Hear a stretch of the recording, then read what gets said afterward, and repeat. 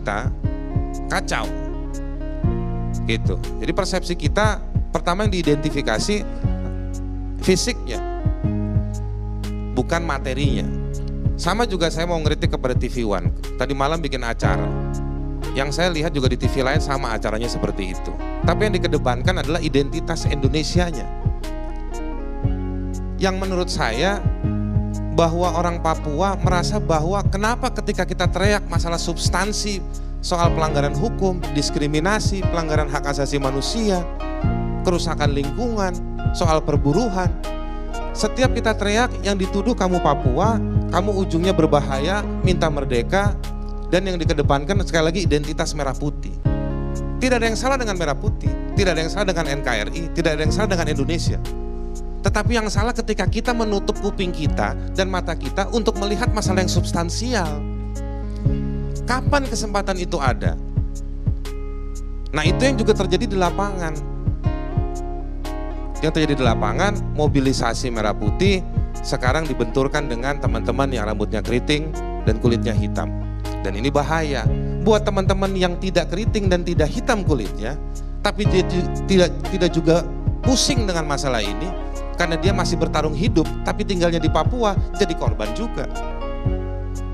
Nah, kalau saya mohon maaf tadi Ibu Dewan, saya kurang sepakat kalau misalnya melihat yang punya toko dan lain. Memang antropologi orang Papua tidak buka toko.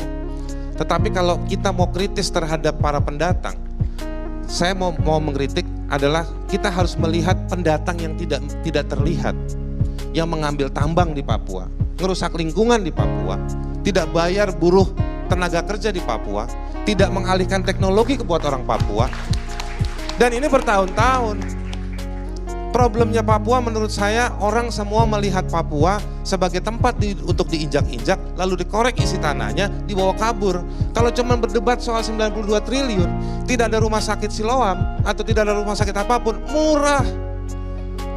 Yang diambil dari Papua itu jauh dari 92 triliun, jauh lebih mahal, tapi duitnya kemana? Siapa yang menikmati? Salam sejahtera untuk kita semua. Wah.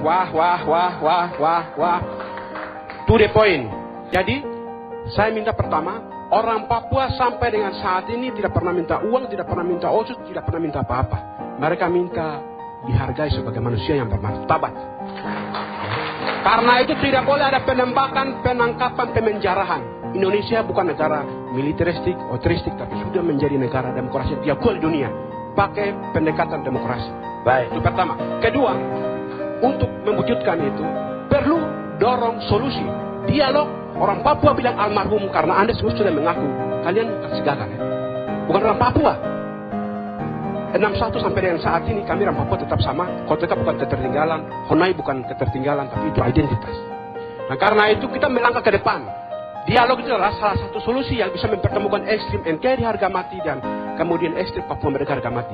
Jangan kumpulkan para bupati, MRP dan juga gubernur. Ya, kalau itu yang dikumpulkan, itu masalah tidak akan selesai karena besok lusa bintang Kejora akan naik lagi. Dan kita akan duduk lagi. Itu berarti kita tidak ada keseriusan. Kalau mau serius, hadirkan orang yang sampai saat ini masih bertahan di hutan, ada 9 aktor. DPN, OPM, orang Papua di Papua, orang Papua di luar negeri, orang Indonesia di Papua, orang Indonesia di sini, perusahaan asing termasuk Freeport tadi, semua ini harus hadirkan. Baru kita bicara, TNI, Polri, semua itu kita bicara.